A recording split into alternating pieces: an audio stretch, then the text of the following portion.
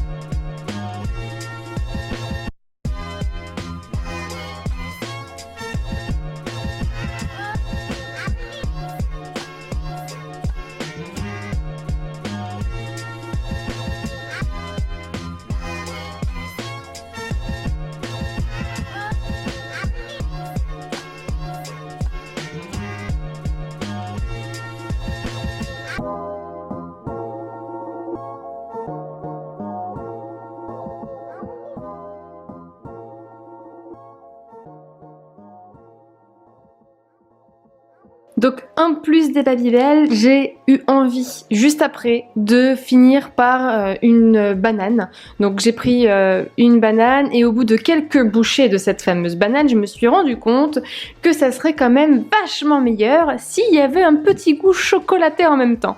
Et je me suis rappelé que j'avais donc du nocciolata.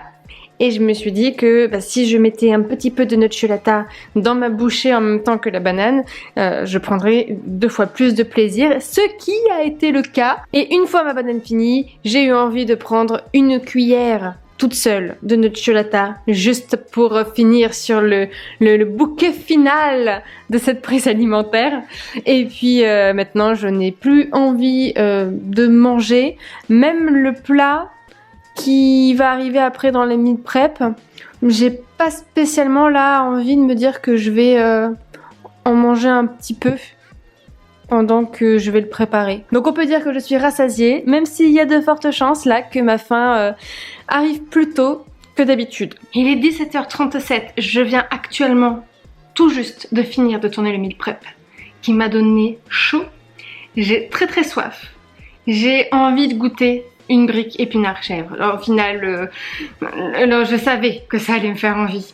Vu qu'il y en a en plus 2 supplémentaires qui sont comme ça en train de dire « Oh, je suis là pour que tu me goûtes !» Je vais en goûter un, je suis pas sûre de le finir.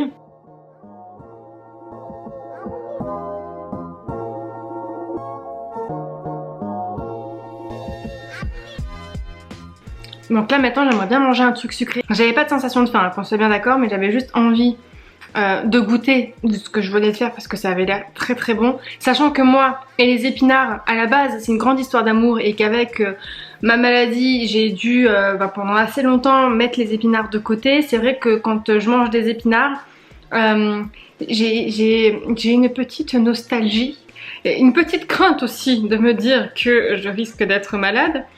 Une petite nostalgie et j'ai l'impression que c'est un légume que j'apprécie particulièrement parce que je sais que je peux pas en manger régulièrement. Et là j'aimerais bien manger un petit truc sucré mais j'ai pas envie d'un truc qui vienne me caler. J'ai du jus de fruits dans le frigo, du jus multivitaminé.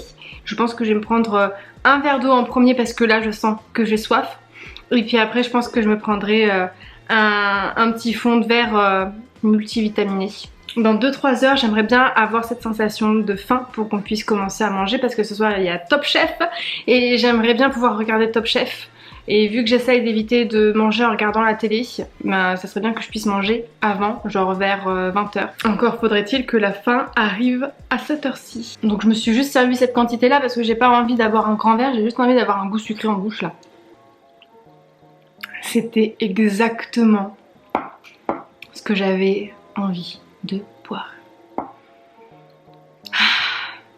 Je vais reprendre un petit verre d'eau pour la route et puis je vais mettre mes meal prep au frigo.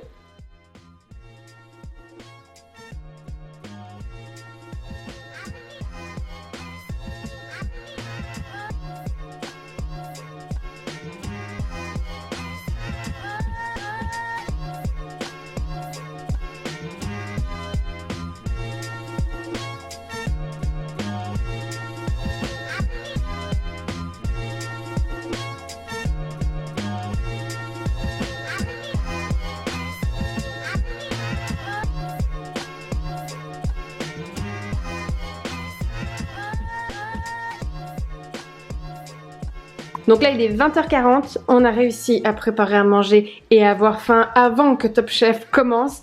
Donc là je me suis préparé une petite salade avec des restes de radis que j'ai coupé en rondelles et j'ai commencé à manger un des meal prep que j'ai préparé, donc avec la tortillasse maison et le poulet à l'intérieur, la préparation de poulet. J'ai rajouté dedans du cheddar que j'ai fait fondre et j'ai rajouté un petit peu de crème fraîche et j'ai rajouté aussi du riz parce que j'avais grave envie de rajouter du riz alors que c'était pas prévu, mais soit, j'espère que ça va être bon. Juste avant de manger tout à l'heure avec Julien, on s'est posé la question à savoir si on commandait japonais ou pas et puis bon, la décision a pas mis très longtemps à être prise, hein. On a voulu commander japonais sauf qu'en fait c'était fermé, donc l'univers a choisi pour nous.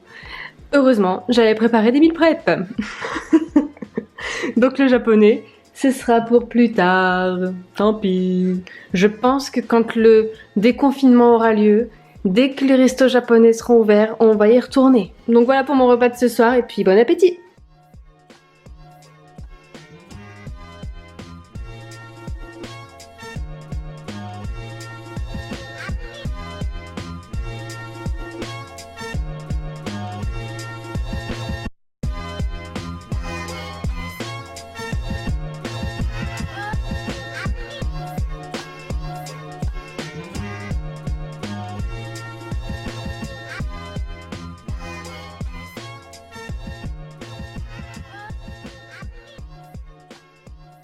Ce soir j'ai tout fini.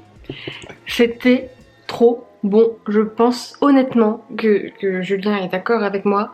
La recette de faritas maison, validée, de chez validé. C'était vraiment trop bon. Là j'ai plus la sensation de faim donc je suis arrivée au point de satiété au cours du repas.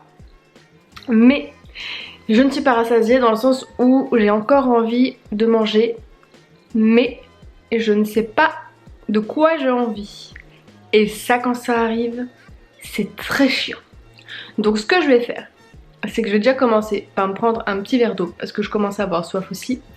Et puis, j'ai l'impression d'avoir partout toute la bouche de la sauce. Et puis, pendant qu'on va regarder Top Chef, je vais réfléchir à voir ce que j'ai envie de manger. Et pendant la pub, bah peut-être que je mangerai un morceau. je terminerai mon repas. Je pense que ça sera plus du sucré que du salé. Parce que là j'ai plus envie d'un truc sucré. Dans l'idéal j'aurais bien mangé le Kinder Country maison, mais j'en ai plus. Il faudrait que je le refasse. Donc si j'ai la foi, j'en referai. Sinon j'essaierai de voir s'il y a autre chose qui peut me tenter.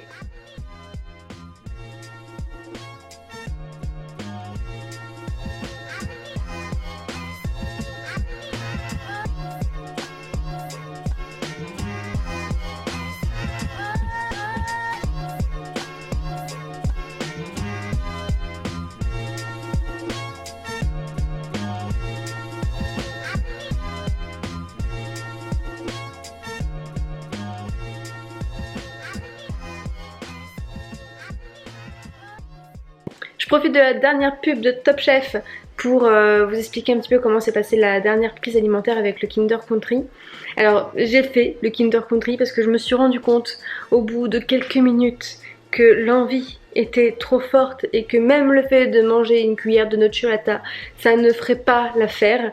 Je me suis dit que clairement j'allais prendre un petit peu de temps pour faire le Kinder Country. C'est pas ce qu'il y a de plus compliqué non plus à faire, c'est juste qu'il fallait le temps que ça prenne. Je l'ai mis un petit peu au congélateur pour que ça aille plus vite. Et puis j'ai pu comme ça manger mon Kinder Country maison.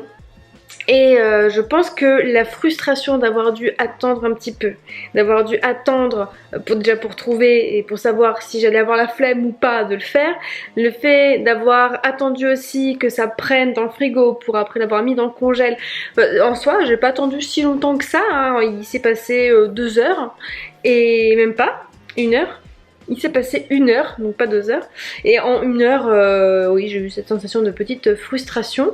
Est-ce que c'est ça ou pas qui peut expliquer le fait que j'ai mangé 3 barres et demie? Bref, en même temps, on s'en fout. J'avais envie de manger les 3 barres et demie.